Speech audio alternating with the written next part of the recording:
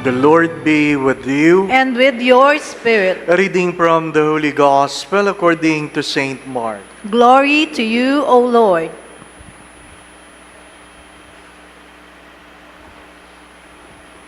Jesus said to his disciples, in those days after the tribulation, the sun will be darkened and the moon will not give its light, and the stars will be falling from the sky, and the powers in the heavens will be shaken.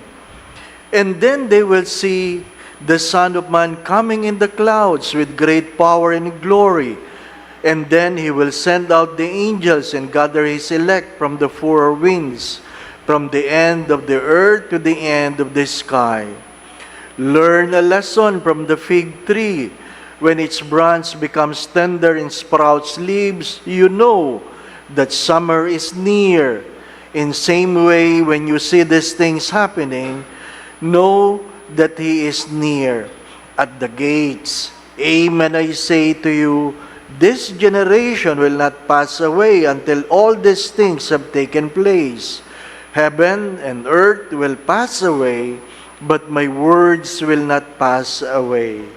But on that day or hour, no one knows, neither the angels in heaven, nor the Son, but only the Father.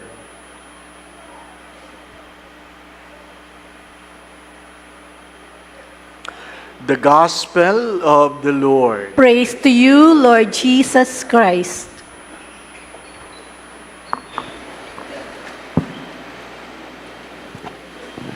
We include in our prayer all our brothers and sisters who are affected by these typhoons. Ano po?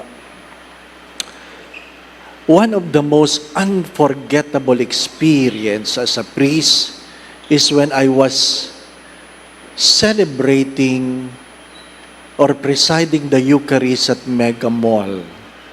After the Mass, on my way to the parking, I passed by the comfort room, and when I about to pee, I saw a boy watching. Mahirap yung iihi ka, may nanonood. Ano po? So, tingin lang kami. Ano po? Ano kayang balak nito? Diba? Ay kaya lang ihing-ihi na ako. Ano po?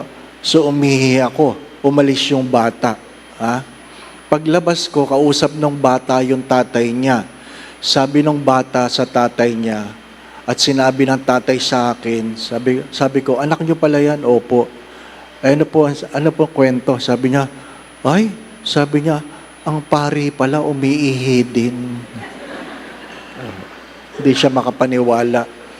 Kaya sabi ko, sabi niyo, namamatay din. Ano po? When I said that, sabi ng tatay, Father, don't say bad words. Don't say bad words. Ano po? As if you can run away from death. It will come. You just know when, but it will come. Sabi ng isa, when you are sick, you are near. Ang sagot ko doon, maraming may sakit na hindi namamatay. Pero alam kong may namatay na hindi nagkasakit. Hindi po ba, ano? Palagi ko yan sinasabi. Mga nagplano kahapon, hindi na nagising kaninang umaga. Nagplano kaninang umaga, hindi na umabot ngayong gabi. At uulitin yun mamayang gabi uli. Hindi po ba, ano? Nagplano na hindi na magigising bukas. Baka ikaw na yon, di ba ba, ano? Huwag naman, Father. Di ba, ano? Takot na takot tayo. Takot na takot. The thought of death is more dreadful than death itself. But it will happen. It will happen. We are so concerned about the end of the world, as the Gospel have said. When will it happen? My dear friends, the people who predicted the end of the world, all of them has died already. All of those who predicted the end of the world has died already. and the world continue to evolve. Nobody knows, the angels, nor the Son, but only the Father. When will you die? Nobody knows.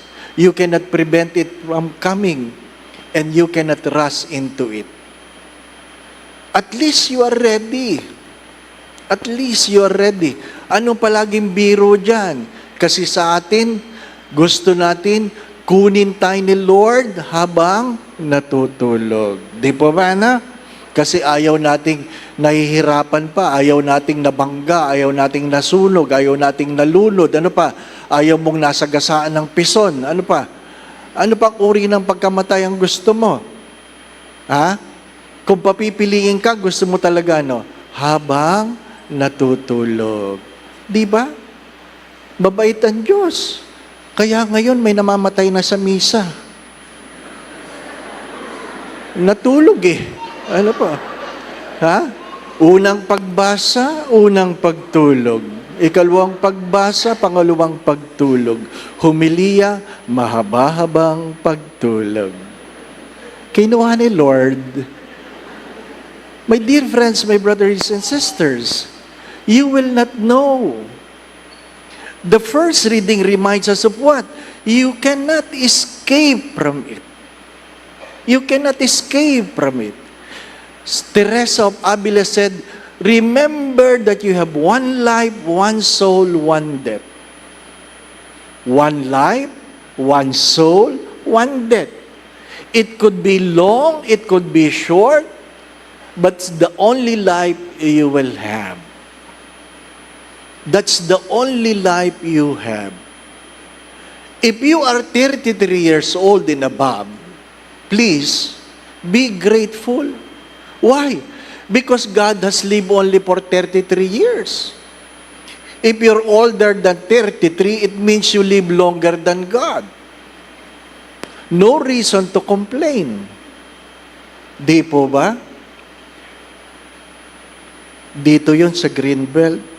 Sabi ng matanda, Padre, pagdasal mo naman ako na huwag akong kukunin agad ni Lord. Ako, bakit nanay, ano pambalak niyo sa buhay? Ay, basta. Oh, pinagdasal. Ilang taon ho ang gusto niyo, nanay? Sana bigyan pa ako ni Lord ng 10 years. Haba naman, di ba? Sige po, ipagdasal natin. O, pinagdasal. Oh. Nakita ko, nagsimba. Sabi ko, aba, buhay pa. Di ba? No? Kaya sabi ko sa kanya, nanay, buhay ka pa. Ilang taon na nanay? Sabi niya, 10 years na, Father. Ay! Kukunin ka na. Ano sabi sa akin? Ang sama mo, Father. Di ba ang usapan natin 10 years lang? Father, ang sama mo. Di ba? Pero 2 years ago, naglalakad ako dyan sa landmark. Ano po? Galing ako sa chapel. Galing ako sa SM. Tumatawid sa landmark. May sumisigaw, Father Tim! Father Tim! Naku, skandalo. Iskandalo. Sabi ko, ano ba naman ito? Ano po? Tapos, hinahabol ako ng isang babae, caregiver. Tawag po kayo ni ma'am. Sinong ma'am? Yung po nakaupo sa wheelchair. Buhay pa. Oh. Di pinuntahan ko. Sabi ko, aba, kota na kayo. Sabi ko, ano po? Yung Father talaga. Diba? Tapos kumakain ka ng bawal. Ano po? Oh. Binigyan ako ng gift certificate. Sabi, oh, Father, oh. Sabi ko, sinusuhulan niyo ako, ha? Sinusuhulan niyo ako. Nobody knows. Nobody knows. Only the fool thinks that they have more days in their life. Keep that in mind. From the letter of Paul to the Romans, only the fool thinks that they have days, more days in their life. Kaya nga sinasabi in the book of wisdom, ang ano? Knowing that your days are numbered, you grow in wisdom. Because you don't waste time. Tomorrow might not come. Napakaganda nung sinabi ng isang manunulat kahapon, nabasa ko, go home while you can. Go home while you can. Because you are not sure, you still have a home to come home. Ang tanong sa kanya, why? Ang sagot niya ay, you will always have the house, but the people will never be there again. What makes a home? Our relationship. Not the house. Not the house. So go home. Huwag kayong tambay ng tambay dyan sa kapihan. Stockholder ba kayo dyan? Ha? Ang hilig magtatambay. Wala naman, di naman masama. Si Father, hindi, ang daming nagtatambay sa Starbucks. No? Parang mga, ano ba? Stockholder kayo? Ano? Nagyaya ng kaibigan. Para ano? Makakuha ng sticker? Yun lang ang habol? Ha? Sticker lang para makabuo ng notebook? Ano ba yan? Bumili ka na lang ng notebook, mas mura. Ang babaw ng kaligayahan, di ba ba, ano? Baka mamaya diyan kaatakihin ang dyaryo namatay sa kape, di ba, ano? Nobody knows. Nobody knows. My dear friends, my brothers and sisters, many times I have said this, we don't have the luxury of time. Ano sabi ng mga santo? If you know everything, but you fail to know Jesus, you know nothing. If you know everything, but fail to know Jesus, you know nothing. That is the second reading all about. All about. You cannot deny Jesus here in this world and presume that you will be given entry to heaven. Heaven is about relationship. Think about it. Palagi ko itong kinukwento. Ang alin? Doon sa dating parokya sa Quezon City, 3 linggo nang hindi nililibing yung nakaburol. 3 linggo. Tuwing dumadaan ako doon, 3 linggo na ito. Ano na itsura ng patay na 3 linggo? Diba? Maitim na yun. Kahit ilang turok ng formalin yun, hindi na magandang itsura nun. Di ba no? Hindi ko alam kung paano nire-retoke yun. Sabi ko, ba't kaya hindi pa nililibig? Baka may inaantay. Oh, di wag. After 3 weeks, sinundo ako kasi magpapabless. Oh. O, di bless. Pagpunta ko doon, sorry ha, naka-Amerikana sila, nakaitim silang lahat. Ano po? Tapos may matandang babae sa tabi ng kabaong na may takip na itim. Parang Dracula. Yung mga gano'n siya. Parang horror movie. Ano po? Ayaw ko naman tingnan yung kabaong kasi alam ko matagal ng patayan eh. Baka mapaginipan ko yan, di ba? No? Oo, syempre. Ang hirap nun ha. Hindi naman lahat ng patay sinisilip ninyo. Yung iba nga sa inyo, kahit kamamatay lang pag sinilip, kunwari nagdadasal, ang una sasabihin, pangit ng makeup. Di ba? Oo, totoo. Kaya mag-ayos kayo. Wala kayong kalaban-laban, nakahiga kayo, nilalait kayo, ang pangit ng makeup. Huwag kayong magtipid. Ano po? Hindi ko sinilip yung patay. O ano problema doon? Yung problema namin mga pari na pag nagdasal ka, walang sumasagot. Yun ang mahirap. The name, the Father, the Son, the Holy Spirit. Walang sumasagot. Amen. Ako na lang. Di po ba, no? Sumayin niyo, Panginoon. Walang sumasagot. Sumaakin din. Di ba? Walang sumasagot eh. Di ba? So, dali-dali.